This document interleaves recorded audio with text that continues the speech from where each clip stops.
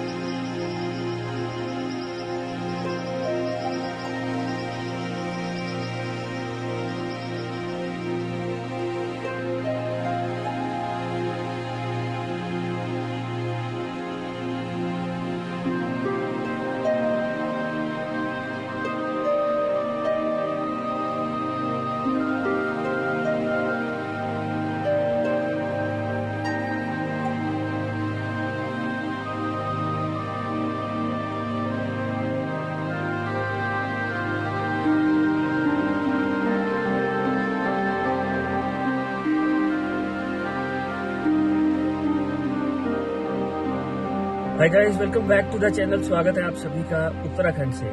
पिछले वीडियो में आपने देखा कि मैं जियोलीकोट से चल के सीधा कोशिश की मैंने मुक्तेश्वर जाने की, लेकिन नहीं पहुंच पाया क्योंकि स्नो बहुत ज्यादा थी। वहीं खड़े होके अच्छे कुछ पॉइंट्स देख के मैंने जितना हो सका कैप्चर करने की कोशिश की।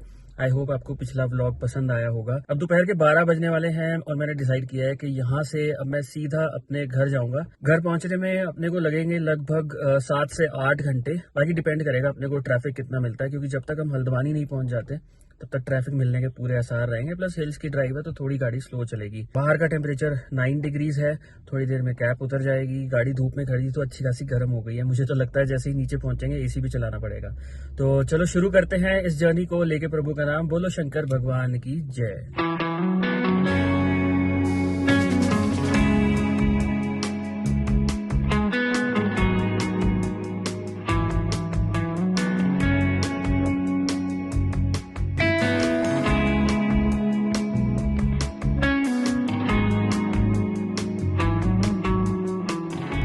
पहाड़ियों पे बर्फ चमक रही है भाई। पता नहीं कैमरा में कितना दिख रहा है। अच्छी खासी धूप है पहाड़ियों पे और बहुत क्लियर दिख रही है बर्फ। यहाँ रोड के लेफ्ट में भी ठीक ठाक बर्फ है। मैं इस रास्ते की जितनी तारीफ करूं उतना कम है। ये इतना ब्यूटीफुल रास्ता है ना। इस रास्ते पे आप कभी भी आ जाओ। मैंने अपने पिछले ब्लॉग में भी बोला था कि इस रास्ते पे आप किसी भी मौसम में आ जाओ आपको अच्छा ही लगेगा। इतना ग्रीन रहता है ये रास्ता और ये कितने सुंदर, मतलब पूरा डेंस जंगल है ये।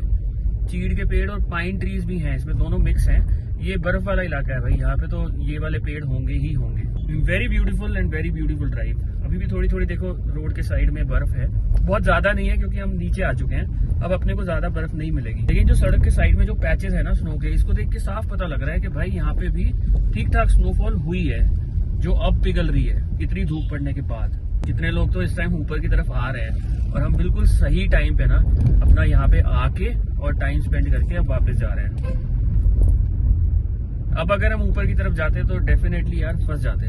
एक यू टर्न मारना भी मुश्किल हो जाता है ऐसे समय पे। इसलिए सबसे बढ़िया है जब भी आप कहीं भी घूमने जाओ तो आप सुबह सुबह अर्ली उठ के तैयार व्यार होके बस निकल जाओ फटाफट। उस टाइम आलस मत करो भाई। मैं ये सोच रहा हूँ कि 6-7 किलोमीटर में कितना फर्क पड़ जाता है। यहाँ पे देखो रोड गीली है, पानी है अच्छा खासा और ठंड भी है। 10 डिग्रीज आउटसाइड टेम्परेचर। लेकिन भाई ऊपर कितनी स्नो थी यार।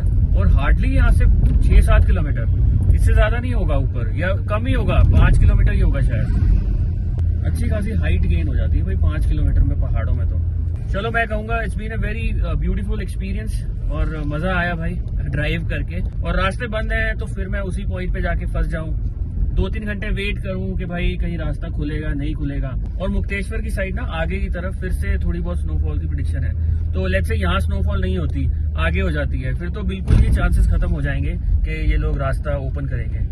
तो इसलिए इसी में अपनी समझदारी है कि यहाँ से हम वापस चलते हैं अपने घर की तरफ। फर्स्ट व्लॉग में जब मैं दिल्ली से चल के आया था तब मैंने ये कहा भी था कि भाई एटलीस्ट इस ट्रिप के लिए ना मेरे लिए डेस्टिनेशन तो बिल्कुल भी नहीं है, क्योंकि मुझे पता ही नहीं था भाई मैं कहाँ तक पहुँच पाऊंगा। और एक्चुअली वही अपने साथ हुआ कि हमें मुक्तेश्वर जाने ही नहीं दिया गया। तो इस बार तो मेरे लिए भाई जर्नी ज्यादा इंपॉर्टेंट थी।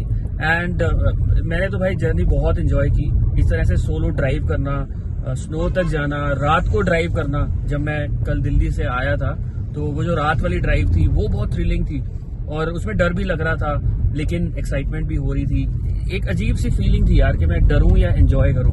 तो ओवरऑल मैंने बहुत ध्यान से गाड़ी चलाई और अपनी तरफ से तो पूरी कोशिश की भाई अच्छे से अच्छे ध्यान से गाड़ी चलाने की।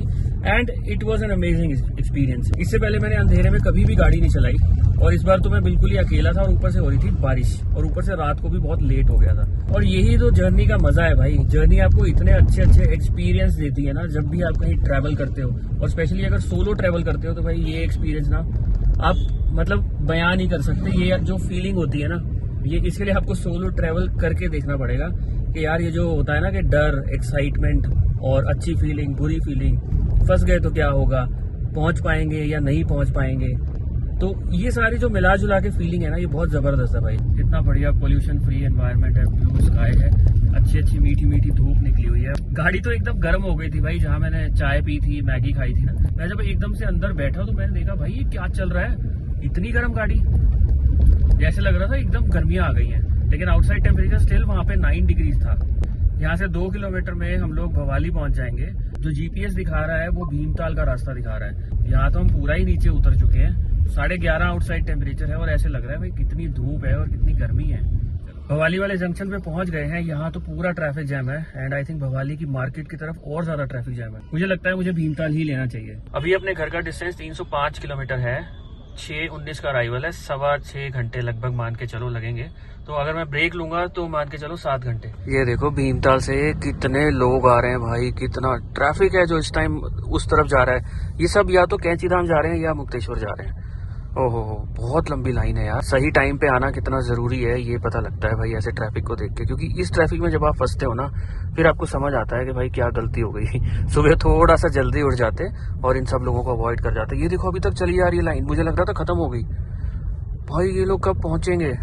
वैसे भी आज सैटरडे है और लॉन्ग वीकेंड की शुरुआत हुई है। हो सकता है ये लोग सुबह सुबह दिल्ली एनसीआर से चल के अब यहाँ पहुंचे हों, और भाई अब इनको क्रॉस करके आगे जाना। और कैंची धाम में भी आजकल इतनी ज्यादा भीड़ होने लग गई है ना, मतलब एक वो मन की शांति के लिए जाते हैं ना कैंची धाम, ऐसा कहा जाता है। अब वो मन की शांति है ही नहीं वहाँ पे भाई। जहाँ भीड़ होगी वहाँ मन की शांति वैसे नहीं मिलेगी।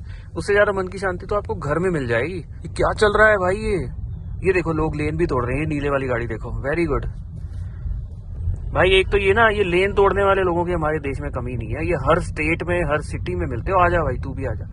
यहाँ जाके लाइन एक्चुअली खत्म हुई है। ये हाल है भाई। शायद कैमरा में ये प्लेन रोड लग रही है, लेकिन ये रोड कंटिन्यूअसली नीचे उतर रही है और एकदम से हम ना बहुत सारी हाइट लूज कर देंगे। यहाँ पे जैसे टेम्परेचर 13.5 आ गया है, तो ये टेम्परेचर मुझे लगता है हल्द्वानी तक आते आते तो 20 डिग्री टच कर जाएगा, जिस हिसाब से अभी गर्मी लग रही है। गाड़ी के अंदर तो वैसे भी ग्रीन हाउस इफेक्ट होता है, जो धूप अंदर आती है वो बाहर नहीं जा पाती, तो वो गर्मी प्रॉपर क्रिएट कर देती है। भाई कितने लोग जा रहे हैं, भीमताल से जा रहे हैं, नैनीताल से जा रहे हैं, कहाँ जाओगे भाई? बहुत ट्रैफिक है भाई। तभी तो हल्द्वानी में सारा कुछ सोल्ड आउट, नैनीताल में सब कुछ सोल्ड आउट। पता नहीं क्या चल रहा है भाई, क्या करेंगे इतने लोग जाके। टूरिज्म बढ़ना बहुत अच्छी बात है, क्योंकि जो जितने भी लोकल बिजनेसेस वगैरह हैं उनको बहुत फायदा होता है। लेकिन हमारे यहाँ ना टूरिज्म जब बढ़ता है तो फिर भाई आतंक मच जाता है। हमारे यहाँ टूरिज्म ग्रो नहीं करता, हमारे यहाँ टूरिज्म का आतंक होता है। जहाँ भी होता है, चाहे मनाली ले लो, चाहे जो भी ले लो, कोई भी जगह ले लो। भैया आप रुक जाओ, मैं आगे से आ रहा हूँ तो मैं ही जाऊँगा पहले। अब आप सब लोग निकाल लो, पीछे जगह खाली है पूरी। ये हम पहुंच चुके हैं भीमताल की मार्केट के अंदर। अंदर से पूरा क्रॉस करके जाना पड़ता है। टाइम हो गया है 12:34, लगभग 40 मिनट्स यहाँ तक लगे हैं। अब बीच में थोड़ा बहुत ट्रैफिक मिला था हमें भवाली में, अदरवाइज 30 मिनट्स का रास्ता है। यहाँ पे मुझे कोई ज्यादा ट्रैफिक नहीं लग रहा, क्योंकि जितने भी लोग होंगे जो यहाँ घूमने आए होंगे वो अल्मोड़ा साइड निकल गए होंगे, कैंची धाम साइड। बहुत सुंदर लेक है यार भीमताल की। यहाँ पे ना मुझे रोकने नहीं दिया, मैंने थोड़ी सी गाड़ी रोकी तो इन्होंने सायरन बजाने शुरू कर दिए। मुझे तो यही लगा कि भाई वो मुझे मेरे लिए बजा रहे हैं कि भाई यहाँ से निकल जाओ। ये बिल्कुल देखो लेक साइड रोड है, बहुत सुंदर। एक रोड यहाँ पे है, एक उस तरफ है। जो दूसरी साइड है ना, वहाँ ट्रैफिक कम होता है। ये वाला जो है ये मेन हाईवे है, हल्द्वानी से भीमताल आके आप अल्मोड़ा, भवाली, मुक्तेश्वर वगैरह जाते हो, तो इसलिए यहाँ पे ट्रैफिक रहता है। उस दूसरी वाली साइड पे ट्रैफिक नहीं रहता, वहाँ पे आप वॉक कर सकते हो बड़ी अच्छे से।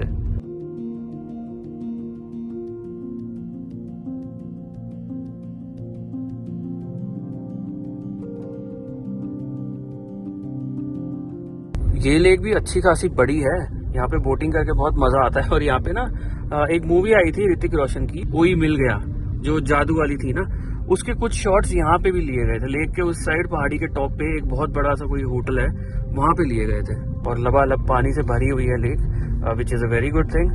पानी की कोई कमी नहीं होनी चाहिए यार। भीमताल तो मैंने क्रॉस कर लिया है। अब ये देखो भाई, भीमताल में आने वालों का कितना ट्रैफिक है, कमाल ही हो गई है भाई। लॉन्ग वीकेंड तो बंदे को अवॉइड ही करना चाहिए। मैं तो ये कहूंगा कि इनफैक्ट बढ़िया हो गया कि मैं कल आने का डिसाइड किया। कल मैं दोपहर को चल के शाम तक उधर जीवली कोट पहुंच गया और यहाँ से आज निकल रहा हूँ भाई वापस। नहीं तो सोचो कितना ट्रैफिक आएगा, फिर लोग हुड़दंग मचाने वाले भी आ ही जाते हैं, उनको कोई रोक तो सकता नहीं है। कितना लंबा ट्रैफिक है भाई, कितना लंबा ट्रैफिक है। और सिर्फ ना एक चोकिंग पॉइंट है जो भीमताल की एंट्री है इस तरफ से, सिर्फ वहां पे ना थोड़ी सी जो सड़क है वो टाइट है। अब ये देखो एक स्विफ्ट वाला, ये बीच बीच में घुसा के ये आगे जाएगा। सबसे पहले इसी को जाना है ना। ये तो नमूने आपको हर जगह मिलेंगे भाई, इनके बिना तो जैसे दुनिया ही नहीं चल सकती ना। ये नमूने खत्म हो जाएंगे तो फिर कैसे मजा आएगा। लेकिन ये ट्रैफिक का क्या होगा भाई, कितना ट्रैफिक है, ये कहाँ तक है। भाई I am really happy to be on the other side of this road. अगर मैं उस साइड होता तो पता नहीं रो रहा होता बहुत ज्यादा। और अभी भी गाड़ियां आए जा रही हैं। क्या ही करके मानोगे दोस्तों।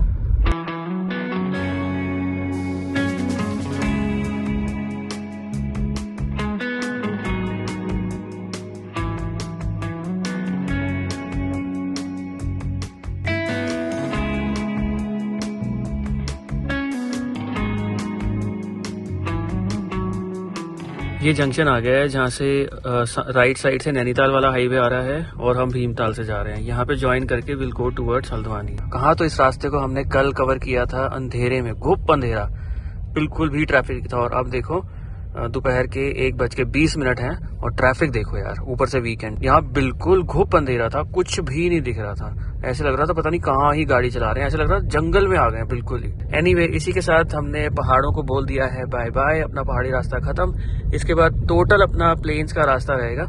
ईटी अपना घर का बढ़ गया है यार, पहले 6:30 या 20 मिनट था, अब 6:45 हो गया है। तो या तो हल्द्वानी में ट्रैफिक बड़ा होगा या फिर रुद्रपुर में भी बहुत ट्रैफिक लगता है। तो जो भी होगा देख लेंगे, कोई कुछ कर तो सकते नहीं। अगर ट्रैफिक है भी तो ट्रैफिक के अंदर से ही हमें जाना पड़ेगा, हम भी तो ट्रैफिक का हिस्सा ही है ना। अब मैं आ गया हूँ हल्द्वानी के बाईपास पे। मुझे तो बाईपास पे भी बहुत ट्रैफिक लग रहा है यार। देखो कितनी लंबी लंबी लाइनें लगी हुई हैं। मुझे समझ नहीं आ रहा कि आज और कल और परसों आने वाले 3 दिनों में भाई पहाड़ों का हाल क्या होने वाला है। इसमें टूरिस्ट वाली गाड़ियां भी बहुत है, ये सारी लोकल नहीं है। यहाँ पे यूपी की गाड़ियां, नोएडा, गाजियाबाद, ये सारी गाड़ियां भी दिख रही हैं, दिल्ली की गाड़ियां भी दिख रही हैं। मतलब क्या चल रहा है भाई, अगले 3 दिनों में होने क्या वाला है। ये देखो ट्रैफिक ही खत्म नहीं हो रहा। अब तो ऐसा टाइम आ गया है कि आपको यहाँ बहुत सोच समझ के प्लान करके आना चाहिए। लॉन्ग वीकेंड्स पे तो घर पे बैठो, और अगर घूमने आना है तो भाई अच्छी तरह से प्लान करो, छुट्टियां लेके आओ, एक्स्ट्रा छुट्टियां लेके आओ। लेकिन तब आओ जब सारी जनता काम कर रही होगी, जब किसी और को छुट्टी नहीं होगी।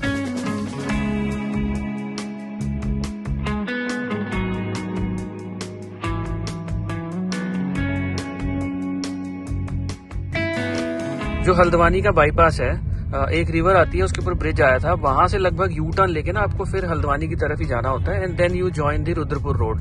लेकिन मैंने क्या किया, मैं उस रोड पे सीधा सीधा चलता गया। जीपीएस भी बाय डिफॉल्ट यही दिखा रहा था। तो देखो अब कैसे एक शहर आ गया। ये रूट ना मुझे एक्चुअली बेटर लगा, क्योंकि यहाँ पे सीधा मैं गाड़ी भगाता आया और वो हल्द्वानी का जो बिजी एरिया है ना वो आया ही नहीं भाई बीच में, पैरेलल ना क्रॉस हो गया हल्द्वानी। अब ये पंतनगर है जो भी है, मुझे वो तो क्लैरिटी नहीं है, लेकिन जो भी है भाई ये रास्ता बहुत बढ़िया है। अब जीपीएस 4 किलोमीटर के बाद एक राइट टर्न बता रहा है टुवर्ड्स नेशनल हाईवे 109, लेकिन मुझे लगता है ये हाईवे भी नेशनल हाईवे 109 ही है, तो शायद ये कंटिन्यूड रहेगा और कहीं ना कहीं रुद्रपुर वाली रोड पे ज्वाइन कर जाएगा। और यही कारण है, देखो अपना ईटीए जो 644 तक पहुंच गया था अब 624 हो गया। ये आ गया है अपनी आज की जर्नी का पहला toll and this is Pantnagar. मैं पीछे जो कह रहा था ना पंतनगर, वो नहीं था पंतनगर, वो कोई और शहर था। वहाँ पे रेलवे स्टेशन भी था बहुत बड़ा, या पता नहीं यार, अगर आप लोगों को पता है तो मुझे कमेंट करके जरूर बताना। मैं थोड़ा सा खुद कंफ्यूज हूँ क्योंकि वो यहाँ से 3-4 किलोमीटर पीछे ही थी जगह। हो सकता है कि ये पूरा पंतनगर एरिया ही हो। एनीवे टाइम हो रहा है दोपहर के 2:11 और जो अभी तक हमने टोटल डिस्टेंस कवर किया है दैट इज 92 किलोमीटर। 25 की एवरेज स्पीड आई है, प्रोवाइडेड हम पहाड़ों में थे। 16.4 की माइलेज तो अच्छी है यार, डाउन हिल अप हिल सब कुछ हुआ है और हम ट्रैफिक में भी बहुत फंसे हैं, तो माइलेज में कोई दिक्कत नहीं है। थोड़ा सा अब अगर फंसेंगे तो रुद्रपुर में फंसने के चांसेस है। वैसे 12 बजे जिस पॉइंट पे मैं रुका था जहां मैंने मैगी खाई थी उससे थोड़ी आगे स्नो थी, तो अगर आप वैसे देखो तो इस पॉइंट से 2.25 घंटे में आपको स्नो मिल जाएगी, है ना कमाल की बात। और यहाँ पे टेम्परेचर 22.5, वहाँ का टेम्परेचर 5 या 6 डिग्री दोपहर को। फर्क है भाई, बहुत फर्क है, क्योंकि वो अच्छे पहाड़ हैं भाई, अच्छे खासे पहाड़ हैं, अच्छी खासी हाइट है। फाइनली अब हम रुद्रपुर पहुंच चुके हैं। ये वाला जो नया रूट मैंने लिया है ना, दिस इज रियली बेटर। इसमें ना तो वो जंगल वाला रास्ता आया जो सिंगल रोड है ना, रुद्रपुर से सीधा हल्द्वानी को कनेक्ट करती है, वो वाला रास्ता ही बाईपास हो गया। ये उसके पैरेलल ना एक तरह से रोड बनी हुई है, सीमेंटेड रोड है और प्रॉपर 4 लेन हाईवे है। और भाई मुझे अब तगड़ी वाली गर्मी लगने लग गई है। आउटसाइड टेम्परेचर 21.5, अच्छा ठंडा एसी मैंने चला रखा है। अब कहीं देख के गाड़ी रोकूंगा और ये लेयर्स उतार के ना पतली सी जैकेट डाल दूंगा। ये है अपनी जर्नी का आज का second toll and we are very close to Rampur. और रामपुर का बाईपास क्रॉस करने के बाद सीधा NH24। मैंने गाड़ी रोकी ही नहीं यार, बीच में सोचा था कहीं कुछ खा लूंगा, कपड़े चेंज कर लूंगा, बस चल रहा है तो चलने दो। एक बार फ्लो बन जाता है ना तो मन करता है बस चलते रहो, रोको ना गाड़ी। बाकी जो भी काम है ना वो बाद में निपटा लिए जाएंगे, चाहे फिर बायो ब्रेक ही क्यों ना हो। बंदा सोचता है यार कोई बात नहीं, होल्ड करके रख लेते हैं, खींच लो बस गाड़ी। ये आ गया है रामपुर बाईपास का जंक्शन और ये अच्छा खासा बड़ा बाईपास है। कल शाम को मुझे लगा था कि ये 6-7 किलोमीटर का है। रामपुर बाईपास ना भाई बहुत बेनिफिशियल है, इसकी वजह से कम आधा घंटा बचेगा। ये तो बहुत जरूरी था, पता नहीं इतना टाइम क्यों लग गया बनते हुए, और मेरे हिसाब से ना ये बन भी बहुत टाइम से रहा है। नेशनल हाईवे 9 पे आपका स्वागत है। अब ये हाईवे सीधे हमें अपने घर लेके जाएगा। अब अपनी यहाँ पे स्पीड भी थोड़ी बेटर हो जाएगी। यहाँ से लगभग 30 किलोमीटर में हम क्रॉस करेंगे मुरादाबाद, उसके बाद ढाबे वाबे आने शुरू हो जाएंगे। काफी गाड़ी चला ली भाई आज तो एक ही स्ट्रेच में। 12 बजे से गाड़ी चलती जा रही है और मैं रुका नहीं। कल इस रास्ते को मैंने 6-7 बजे के बीच में क्रॉस किया था आफ्टर सनसेट। अच्छी खासी बारिश हो रही थी और विजिबिलिटी की इतनी दिक्कत आ रही थी ना, ऊपर से मेरे गाड़ी का वाइपर ब्लेड भी खराब हो चुका है, इसको भी चेंज करवाना पड़ेगा। ये ना निशान छोड़ रहा था बार बार, जैसे कैमरा भी फोकस नहीं कर पा रहा था सामने वाले ट्रैफिक पे, और मुझे तो दिख ही नहीं रहा था भाई। कल के लिए तो बस मेन यही था कि कंसिस्टेंट रहो, 60-70 जितनी सड़क अलाउ करती है ना या मौसम अलाउ करता है उस हिसाब से चलते जाओ और बस भगाओ मत गाड़ी, क्योंकि विजिबिलिटी का एक्चुअली इश्यू बहुत ज्यादा था कल। और सामने से आने वाले ट्रैफिक की लाइटें भी बहुत आंखों में पड़ रही थी। ये जो डिवाइडर है ना, इसके बीच में कुछ भी नहीं उगा रखा है इन्होंने, कोई प्लांट्स नहीं है, कुछ नहीं है। और अब देखो इतना क्लियर हाईवे, क्या बढ़िया विजिबिलिटी है। शाम के 4:30 बज चुके हैं और अब मैंने ब्रेक लिया है। 12 बजे एग्जैक्टली मैंने पहाड़ों से गाड़ी चलानी शुरू कर दी थी। काफी लंबा सफर तय कर लिया, 4.5 घंटे नॉन स्टॉप।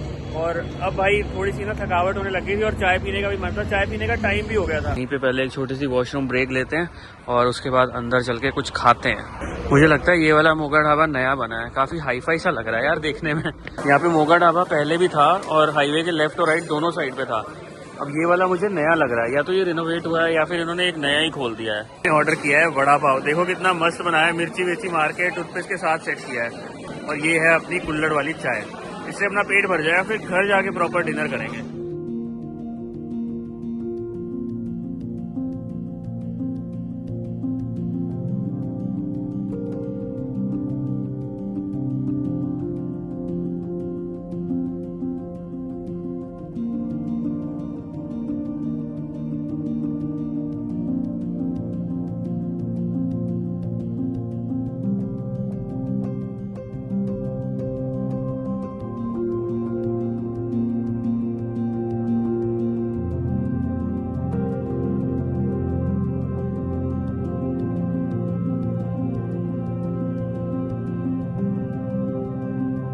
टोटल बिल आया है 116 रुपए। मैंने लिया था एक वड़ा पाव और साथ में एक सिर्फ कुल्हड़ वाली चाय। वड़ा पाव बहुत अच्छा बनाया था भाई इन्होंने, टोटली वर्थ इट।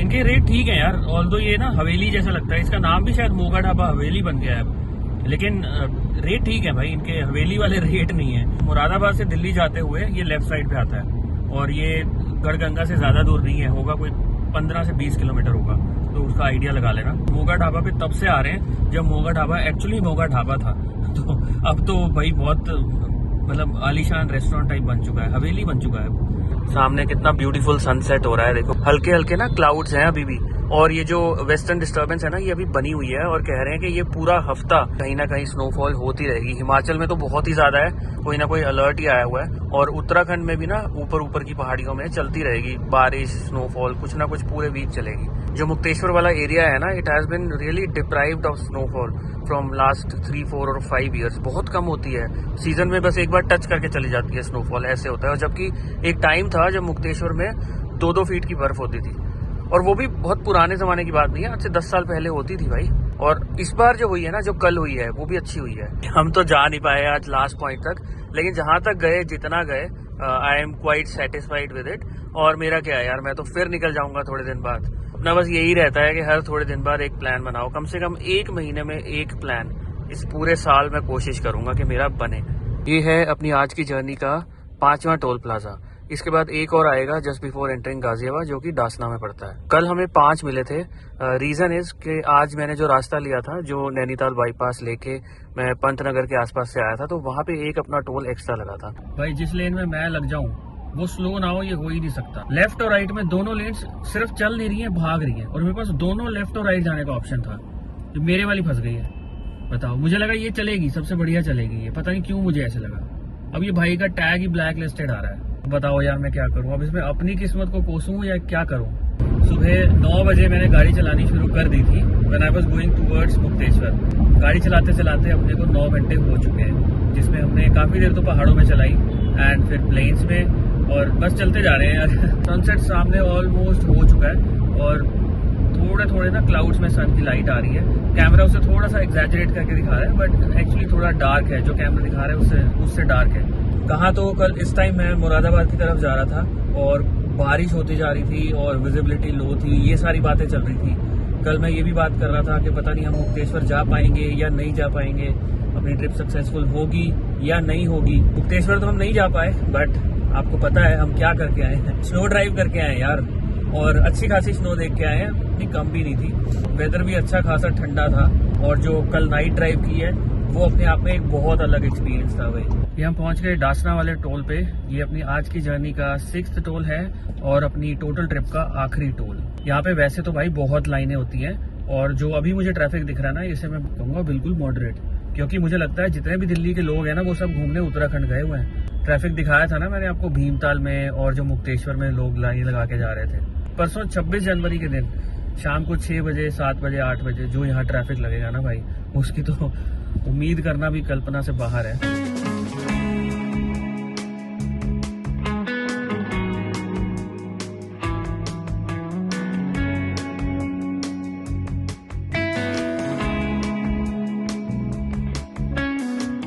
शाम के 6:55 और 332 किलोमीटर गाड़ी चला के और 7 घंटे 50 मिनट का ड्राइविंग टाइम, और हम पहुंच गए हैं अपने घर। वहां पे टेम्परेचर था 5-6 डिग्री दोपहर में, और यहाँ पे 7 बजे शाम को जो टेम्परेचर है वो 16 डिग्री है। ये है आज के ड्राइविंग स्टैट्स। 332 किलोमीटर गाड़ी चली है, 42 की एवरेज स्पीड।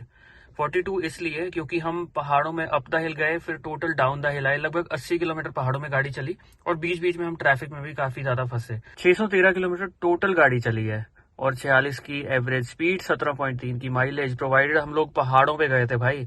17.3 बहुत सही माइलेज है। ऑन द स्पॉट प्लान बना, मैं निकल लिया, हल्द्वानी गया, हल्द्वानी से आगे गया, नाइट ड्राइव, फिर सुबह की स्नो ड्राइव, फिर वहां से वापस आना। आई होप आप लोगों ने भी इस ट्रिप को एंजॉय किया होगा। वीडियोस अच्छे लगे हों तो लाइक करना, शेयर करना, और एक प्यारा सा कमेंट जरूर करना। चैनल में पहली बार विजिट किया है तो do subscribe to the channel. बहुत जल्दी मिलूंगा एक नए सफर पे। Till then good bye, take care.